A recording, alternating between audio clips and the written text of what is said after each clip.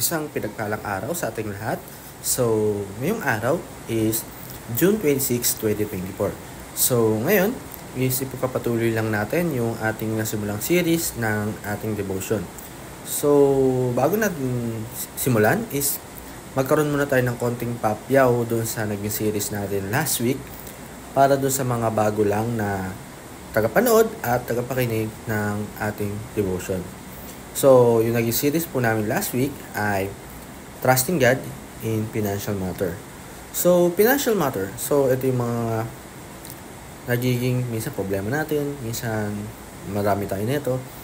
Minsan, pwede ito yung mga gastusin natin sa araw-araw sa mundo ito. Yung pagkain, pwede yung mga pang-tuition ng pag-aaral natin, mga tumutugon or pumupuno doon sa mga kagustuhan natin sa mundong ito. Kumbaga, yung mga wealth natin sa mga pagtatrabuhan natin. Pero, in trusting God is makuha natin to ng maganda. Kumbaga, binibigay to ni God ng lubos na sakto lang or dun sa naayon dun sa pagtitiwala or maayos sa ating buhay natin. So, yung series na talakay natin araw ay The Power of Forgiveness. So, grabe nga yung power ng forgiveness. Pwede itong yung pagpapatawad is maging solusyon sa mga problema natin. So, ang power is ng forgiveness is grabe, kagaya ng pagpapatawad ng Panginoon sa atin.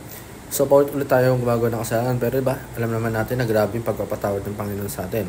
Kahit na napakaraming kasalanan, ayun yung tinuturo sa atin eh. Isa doon sa pinakamahalagang tinuturo sa atin ng Panginoon is magpatawad. Gaya ng pagpapatawad niya sa atin. Kailangan kahit na saktan ka niyan, iba nga, grabe yung radical love na ginagawa niyon.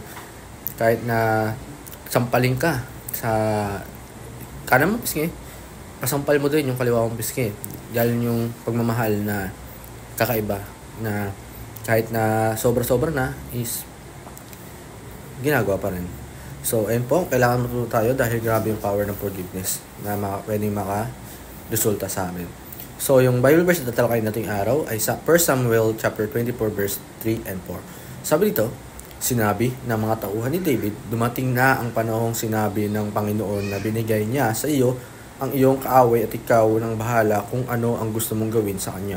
Dahan-dahang lumapit si David kay Saul at pumutol ng kapirasong tela sa lilalan ng damit nito nang hindi ito namamalayan. So, gusto lang natin parang ikaw may kaaway ka, may gusto ka. Like, for example na lang is, kunyari, kaaway mo yung kaibigan mo, is kailangan, ikaw nang bahala kung papatawarin mo siya or hindi. Pero, ayun, mas maganda nga kung patawarin mo yun. So, para lumako yung ating talangin tayo dumako sa teaching. Sa una natin katuruan, real power practice self-restraint. So, yun, yung isa sa pinaka-totoong kapangyarihan or yung sinabi nga real power is yung pagsasali natin sa sarili natin is yung kunyari pagpipigil. Huwag yung kunyari may ginawa, ano ka? Inasar ka lang. So, ay, ikaw, yan si Andy, napaka-kulit niyan, kaya lagi napapagay. Parang napilkon ka agad. Hindi, siyempre maisip mo rin yan. Gawin mong kumbaga, positive yung isip mo eh, na kaya lang siguro, ako inasar neto is totoo. Babaguhin ko para hindi na ako asarin ng gano'n. Diba? Grabe yung self-restraint. Number 2, rebelling is like digging two graves. So, yung paghihiganti sa iba is parang hindi mo lang siya tinukso or sinaktan, is parang inaano mo rin yung sarili mo. Number 3, vengeance the Lord. So, ngayon, pag may problema tayo sa may papatawad, yung may mga nagawa tayo kasalanan or meron tayong hindi binibigyan ng pagpatawad, is ang Lord ang nagisilbing kalasag natin or siya yung nagigilbing shield, kumbaga, na siya ng Diyos nang bahala sa atin. So, ay po para sa araw na ito na may natutunan tayo sa makinig at manood. God bless to all.